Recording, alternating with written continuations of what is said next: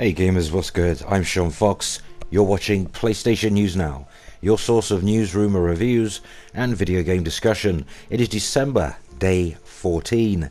In today's video, a follow-up to the "Is Sony ripping off fans charging $15 for PlayStation 2 games?" The video uploaded last week, and I've had a change of heart. Let's discuss. So, in that rant video, I literally threw the kitchen sink at Sony and fans for supporting the prices for these upgraded PlayStation 2 games, now playable on PlayStation 4, and at the time I really was pretty pissed off about it, but now I'm not, and I'll explain why. So in the UK, these PlayStation 2 games are priced £11.99 and £7.99 respectively. If you were to compare the price of these enhanced PS2 games to any of these indie titles, and we're talking indie titles that are on par, visually at least, with Super NES and Sega Genesis graphics, which have even less content than many of these PlayStation 2 games, then suddenly the deal doesn't look so bad anymore. I mean, when you consider the likes of PlayStation 2 classic games such as Gran Turismo 3 and 4 and countless JRPGs among other notable PlayStation 2 games, which really have much more content than many of the games of this generation. Well, let's just say when you consider millions of people, myself included, have recently purchased the PC port of Final Fantasy VII, itself a port of the original PlayStation 1 game, and many have happily paid $8.99 or $10 plus, if whichever region you're in, for what amounts to a PS1 game that really only has higher resolution graphics and trophy support over the original release. So the prices of these games really don't seem so bad. And well, as for those who own the original PlayStation 2 discs, while it would have been desirable to be able to play your PlayStation 2 catalog on PS4, the jarring truth is, those people are in a minority. Most do not own a vast library of PlayStation 2 games in 2015. And the minority of gamers that do are likely to still own a PlayStation 2 console. So taking all of that into consideration, I feel this deal isn't so bad.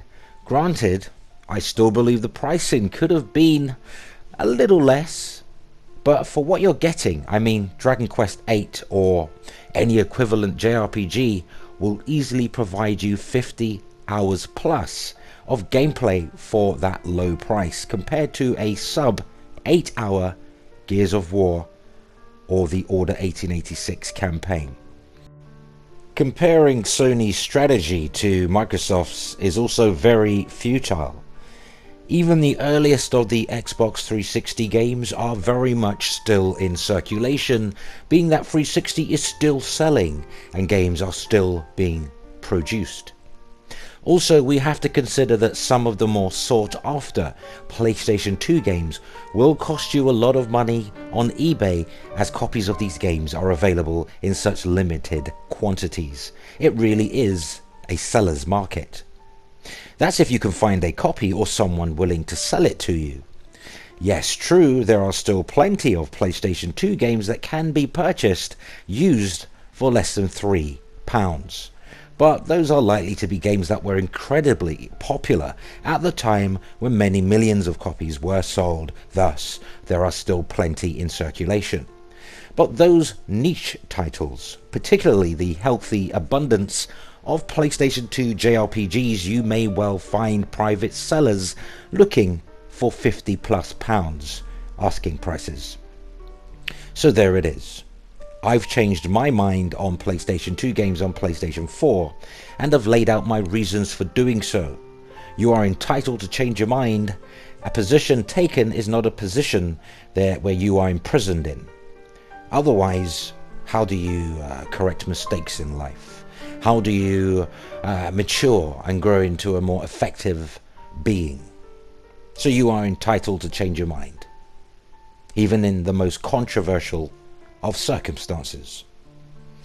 I would also like to offer an apology to the PlayStation fans who had no issues, no problems with these PlayStation 2 enhanced games, whether that be pricing or the inability to play PlayStation 2 game discs on the PS4.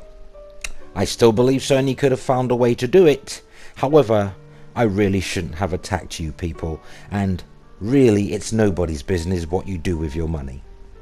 If you're still among those who are against, then quietly protest by not spending your hard-earned money and supporting these PlayStation 2 games.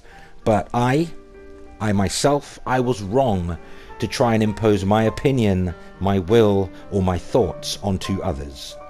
Nobody has the right to do that. But what do you think? Have any of the points made in this video changed your mind about PlayStation 2 games on PlayStation 4? Let us know in the comments. Which brings us to the end of another video. If you enjoyed the content, as usual, poke the like button, help us reach more PlayStation fans by sharing this video, and subscribe for more PlayStation news, rumour and reviews. Until next time, play games, not corporations. Thanks for watching.